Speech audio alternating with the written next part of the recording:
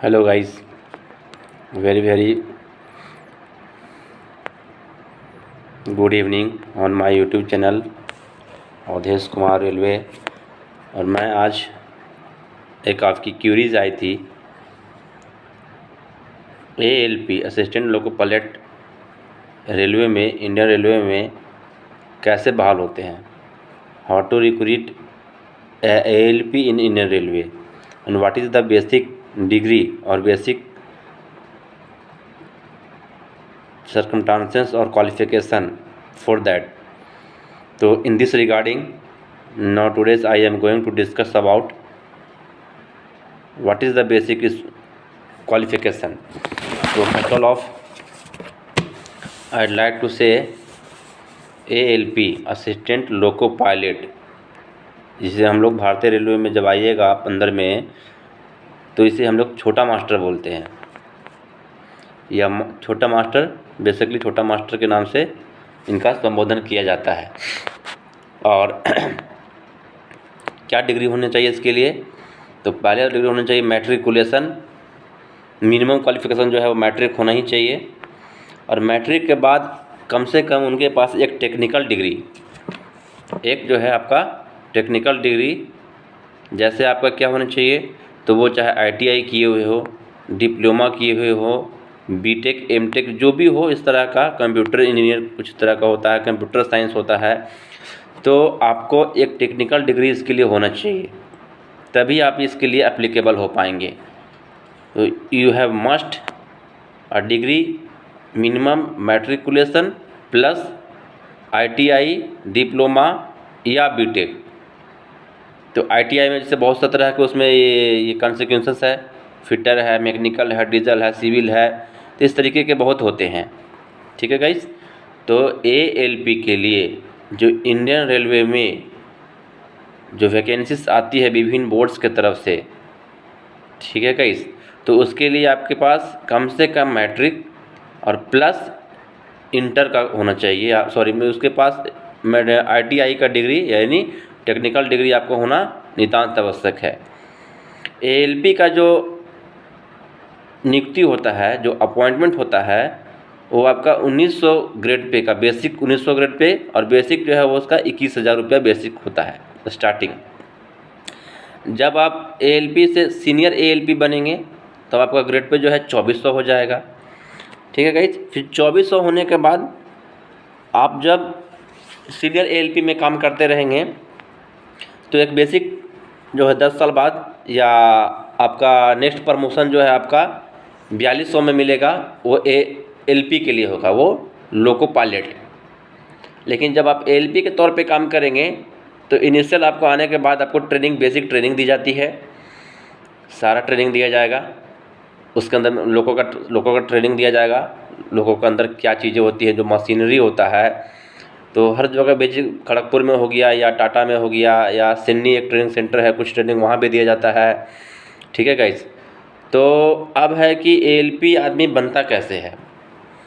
तो डिग्री तो पता चल गया आपको, तो क्या होता है, और कभी कभी ये होता क्या है कि बोर्ड डायरेक्ट रिक्रूटमेंट होता है ALP का, एंड एक होता है आपका GDC बोलने से क्या बोलेंगे उसको हम लोग, जनरल डिपार्टमेंटल, ठीक है, कॉम्पिटिटिव एग्जामिनेशन, GDCA के माध्यम से होता है। इसमें क्या होता है, जोन लेवल पे GDCA जब भी एग्ज़ाम ली जाती है तो जोन लेवल पे एग्ज़ाम ली जाती है। जोन बोलने से देखिए, जोन क्या होता है, जैसे ACR क्या है, एक जोन है, हेडक्वार्टर कहाँ है इसका है, हम लोग जब पढ़ा है तो एक बात और हमने बताई थी इस बात के लिए कि ECR जोन कहाँ है, हाजीपुर। ठीक है गाइस। NR दिल्ली है ना। इसके बाद अगर NCR इलाहाबाद हो गया।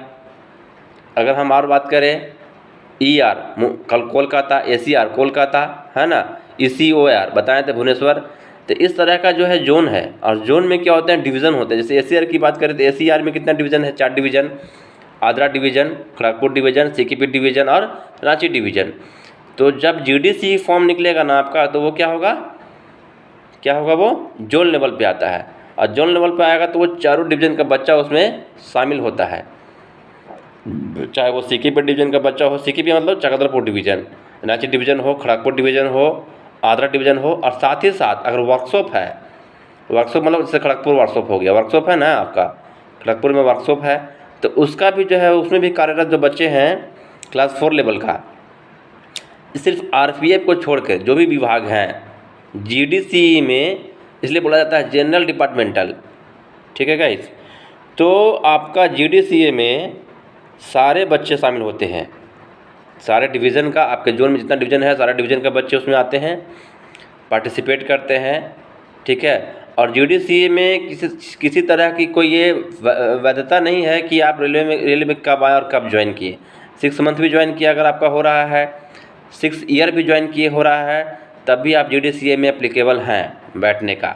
अभी देखिए कुछ दिन पहले जीडीसीए एससीआर में एग्ज़ाम हुआ था, जिसके तहत एएलपी बच्चे सेलेक्ट हुए, और क्वालिफिकेशन वही चाहिए आपके पास, मिनिमम मैट्रिक होना चाहिए और आईटीआई होनी चाहिए। जिस बच्चे के पास अगर क्लास 4 ग्रुप डी में भी है, चाहे वो इंजीनियरिंग विभाग का हो, मैकेनिकल विभाग का हो, सीएनडब्ल्यू का हो, किसी वर्कशॉप का हो, ऑपरेटिंग का हो, टेलीकॉम विभाग हो, सिग्नल विभाग का हो, किसी भी डिपार्टमेंट का बच्चा है, सिर्फ एक्सेप्ट आरपीएफ को छोड़ करके सारे क्लास 4 बच्चे जो आपका 1900 लेवल का चूँकि होता है, पहला बताएं आपको हम एएलपी, तो 1900 बच्चे वाला लेवल का उसमें नहीं बैठ पाएंगे। लेकिन जो 1800 बेसिक का है, 1800 बेसिक का जो भी बच्चे हैं सब किसी भी डिवीज़न में, किसी भी डिपार्टमेंट में, वो इसमें पार्टिसिपेट कर सकते हैं, ठीक है गाइज।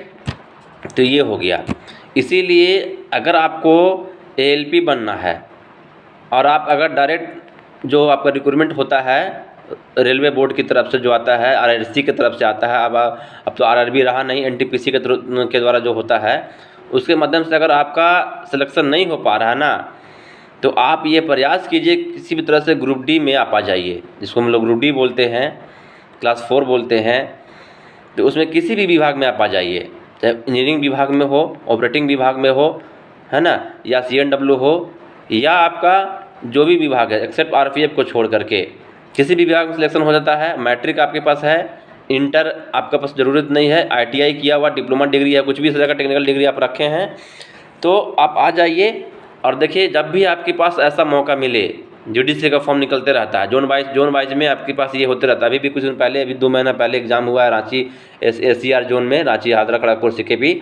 तो इसके माध्यम से हमारे एक ऑपरेटिंग डिपार्टमेंट का आदमी व्यक्ति हैं जो वो अभी चले गए हैं, एएलपी बने, और बहुत बच्चे अभी बने एएलपी, है ना, ऑपरेटिंग का, इंजीनियरिंग का बच्चे बहुत बनते हैं। तो कहने का तात्पर्य ये है कि अगर आप चाहते हैं और आपको लगता है कि बाहर से जॉब लेना कठिन हो, चूँकि वहाँ भीड़ बहुत रहता है, लाखों की संख्या में बच्चे बैठते हैं, और डिपार्टमेंटल क्या होगा, वही बच्चे बैठेंगे जो बच्चे ऑलरेडी रेलवे में सिलेक्टेड हैं, जो आपके जोन में हैं, वो भी बाहर का नहीं, आपका जोन में बच्चे हैं। तो कहने का तात्पर्य क्या हुआ कि यहाँ भीड़ कम हो जाता है, और सीट मान लीजिए 500 सीट निकला, ठीक है गाइस। अभी देखिए कि 200 सीट निकला हुआ, क्या 400 सीट निकला हुआ है गार्ड का, जोन वाइज का। अब बताइए 4 बच्चे, जो बच्चा अगर बाहर में आरआरबी एनटीपीसी के गार्ड बनने के लिए जो फाइट कर रहे हैं, उनके लिए बहुत ये क्या हो जाएगा, सुविधाजनक हो जाएगा, भीड़ कम मिलेगा। यहाँ 400 सीट है ना, और आरआरसी का जो क्वेश्चन होता है वही क्वेश्चन इम्पोज होता है इसमें। मैथ रीजनिंग आपका जीएस करंट अफेयर जो नॉर्मल रहता है वो आपका डिपार्टमेंट का क्वेश्चन उसमें राइज नहीं होता है। आप ऐसा नहीं कि ऑपरेटिंग का क्वेश्चन उसमें पूछ दिया जाएगा, आपको सिग्नल के बारे में पूछ देगा, जीआर पूछेगा, एसआर पूछेगा, वो सब नहीं पूछता है, ठीक है। वो नॉर्मल जो बाहर का क्वेश्चन एग्जाम होता है ना, आरआरबी लेती है, एनटीपीसी लेती है, ठीक है, आरआरसी लेता है, जो ग्रुप डी के लिए आरआरसी का जो क्वेश्चन होता है ना, वो सेम क्वेश्चन जो है यूडीसीए में एग्जाम में पूछ दिया जाता है, बहु पूछ दिया जाता है, ठीक है गाइज। तो यदि आप जो ऐसे आप अंदर में आए हुए हैं, डिपार्टमेंट में आए हुए हैं, तो आपके पास एक बहुत बेस्ट अपॉर्चुनिटी होता है, हमारे बच्चों के पास, हमारे स्टूडेंट के पास, हमारे जो भी स्टाफ्स हैं, हमारे भाई बंधु हैं, उनके लिए ये बहुत इजीली जो है आप बन सकते हैं एएलपी, ठीक है गाइज। तो ये एक नॉर्मल सा क्यूरीज था। अब रहा बात की जो बच्चे 10+2 किए हुए हैं और जो पीसीएम से किए हुए हैं, फिजिक्स केमिस्ट्री मैथ्स लिए हुए हैं, तो फिजिक्स केमिस्ट्री मैथ्स जो लिए होते हैं रेलवे में, उनका क्या योगदान है, वो क्या पोस्ट पे बनेंगे, वो तो ड्राइवर बन नहीं सकते हैं। तो वो जो है आपका एक पोस्ट होता है SNT, signal and telecommunication department, उसमें मेंटेनर बनते हैं, टेक 3 बोलते हैं उसको, क्या बोलते हैं, वो भी 1900 ग्रेड पे से ही स्टार्ट होता है, टेक 3 बोलते हैं। फिर वो भी 24 हो जाएंगे, 28 हो जाएंगे, 42 हो जाएंगे, एमसीएम बन जाएंगे। तो इस तरह से जो है आपके पास पीसीएम वाले के लिए है। अच्छा, पीसीएम वाले के लिए एक और होता है इंजीनियरिंग विभाग में, जो आपका क्या होता है, वेल्डर शायद होता है ना, या फिल्टर बोलते हैं उसके इंजीनियरिंग विभाग में। शायद वो अभी वैकेंसी आना बंद हो गया है, अब वो उसमें नहीं होता है, इंजीनियरिंग विभाग में वो वैकेंसी अब नहीं रहा अब, ठीक है गाइज। लेकिन वो भी जो आते थे उसमें भी क्या है, आपका ITI डिग्री देखिए रहेगा, आप जेई तक बन सकते हैं इंजीनियरिंग विभाग में। अगर ITI डिग्री आपका कंप्लीट है या आप डिप्लोमाधारी हैं, जेई हैं, सिविल इंजीनियरिंग का कोर्स किए हुए हैं, तो आप जेई भी बन सकते हैं, junior engineer, promotion by promotion. उसका भी डिपार्टमेंटल एग्जाम होता है, आपका विभागीय क्वेश्चन पूछा जाएगा उसके अंदर, ठीक है गाइज। विभाग से क्वेश्चन पूछा जाएगा, जो भी इंजीनियरिंग चीज़ें हैं उसके पूछा जाएगा आपका, आप उसके माध्यम से जेई भी बन जाएंगे। अब ये रहा बात कि इंजीनियरिंग विभाग में जो है से आप PWI होते हैं, वो एक स्टेशन या एक जो है यूनिट का हेड होते हैं। एक स्टेशन के अंदर मान लीजिए 2-3 स्टेशन मिला करके एक बना दिया जाता है यूनिट, उसका वो हेड होते हैं, ठीक है। उनके अंदर में 4-5 यूनिट वाइज जो गैंग बांटा जाता है, वो इस तरह का एक जो है वह गैंगमेट होते हैं, इसको बोलते हैं ना, मेट साहब बोला जाता है। और उनके अंदर में 10 से 15 जो है आपका, ठीक है, TM होते हैं। TM मतलब बोलेंगे, ठीक है ना, वो उनको कहा जाता है ट्रैक मेंटेनर बोलते हैं, जो ट्रैक को ठीक करते हैं ना, कीमैन, उसमें कीमैन होता है, ठीक है गाइस। कीमैन के बाद आपका ट्रैक मेंटेनर होता है, जो TM बोलते हैं उनको, जो गैंगमैन बोलते हैं, ठीक है गाइस। वो इंजीनियरिंग विभाग में रहा करते हैं, ठीक है। उनके पास भी अगर डिप्लोमा का डिग्री होता हो या इंजीनियरिंग किए हुए हैं, तो जेई बनने का मौका उनके पास भी रहता है। सेकेंड थिंग कि अब आप आगे आपका आता है कि गार्ड क्या चीज़, कि आप गार्ड कैसे बन सकते हैं या SM कैसे बनते हैं। तो SM और गार्ड बनने के लिए जो बाहर का रिक्वायरमेंट है, वो आपका क्या है, आपका RRB की तरफ से जो है आपका NTPC लिया जाता है, वही नॉन टेक्निकल पॉपुलर कैटेगरी की तरफ से जो है NTPC की एग्ज़ाम ली जाती है। तो आप वहाँ से फाइट करेंगे, लेवल 5 लेवल 6 ECRC का वगैरह सारा इसमें रहता है, कमर्शियल का भी रहता है, ECRC हो गया है ना, और बहुत तरह के बेसिक चीज़ों का भी एग्ज़ाम चल रहा है। जो आपका NTPC का अभी एग्ज़ाम हुआ, मेंस हुआ, और उसके बाद अभी ग्रुप D का एग्ज़ाम चल रहा है करंट में।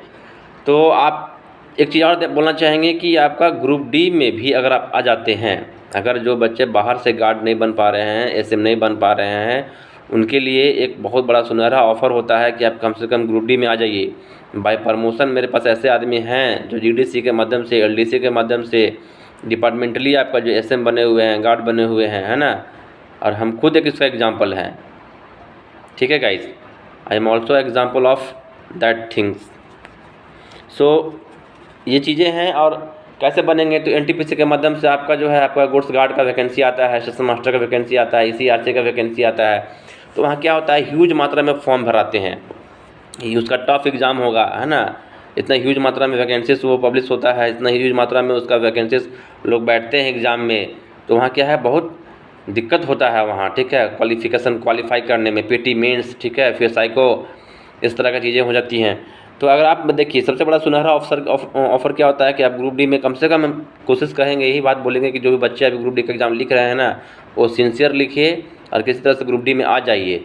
फिर ग्रुप D के लिए भी GDC का एग्ज़ाम होता है जोन लेवल पे। जिस जोन में आप बैठिएगा उस जोन में जितने डिवीज़न हैं उसमें GDC का एग्ज़ाम होता है। जैसे अभी बताएं आपको हम कि SCR जोन में अभी 400 पोस्ट पे आपका GDC का एग्ज़ाम की वैकेंसीज आई हुई है। तो आप वहाँ से जो ऐसे गुड्स गार्ड बन जाएंगे, ठीक है गाइस। और सेकेंड चीज़, आप डिपार्टमेंटली LDC कोटा 60% 20% जो होता है उसके तरफ से आप बन जाएंगे, ठीक है। तो अब रही बात कि गार्ड बनने के लिए मिनिमम क्वालिफिकेशन क्या है। देखिए, आपका गार्ड बनने के लिए मिनिमम क्वालिफिकेशन ग्रेजुएशन होता है। कब, जब बाहर से बैठते हैं, NTPC से बैठते हैं अब एग्ज़ाम में, तो आपका मिनिमम क्वालिफिकेशन क्या होता है, ग्रेजुएशन होना चाहिए, चाहे किसी भी स्ट्रीम से हो, चाहे वो आपका BA हो, BCom हो, BSc हो, एनी टेक्निकल से हो, ठीक है, एनी टेक डिग्री हो, कंप्यूटर साइंस हो, मीन्स कुछ भी हो, लेकिन एक क्या बोलेंगे, इक्विवेलेंट ग्रेजुएशन डिग्री आपका होना बहुत निशान आवश्यक है उसके लिए। लेकिन अगर आप ग्रुप D में हैं और आप सिर्फ मैट्रिक हैं, इंटर हैं, तब भी आप SM या गार्ड बन सकते हैं। उसका भी एग्जाम्पल हमारे पास है, ऐसा नहीं है कि नहीं है। आप इंटर किए हुए हैं, ग्रेजुएशन किए हुए हैं, नहीं भी हैं, इंटर किए हुए हैं, तो भी आप गार्ड बन जाएंगे। डिपार्टमेंटल जो है आपका DP कोटा जो होता है, डिपार्टमेंटली कोटा जो आता है, उसके तहत आप इंटर किए हुए हैं और प्लस आप जो है डिपार्टमेंट के थ्रू, ठीक है, जो उसका जो डिपार्टमेंटल क्वेश्चन होता है, GR, SR, operating manual, accident manual, ठीक है गाइस, डिजास्टर मैनेजमेंट, राजभाषा, ठीक है। फिर उसके बाद थोड़ा सा normal knowledge of Indian railway और नॉर्मल करंट अफेयर व्यू जो है पूछा जाता है, कुछ मैथ रीजनिंग कुछ पूछा जाता है। तो इस तरीके से जो है से आप अंदर में आने के बाद आप जो है इंटर बेसिस पे भी गार्ड बन जाएंगे। तो जरूरी नहीं है कि आपके पास ग्रेजुएशन कंप्लीट होना चाहिए।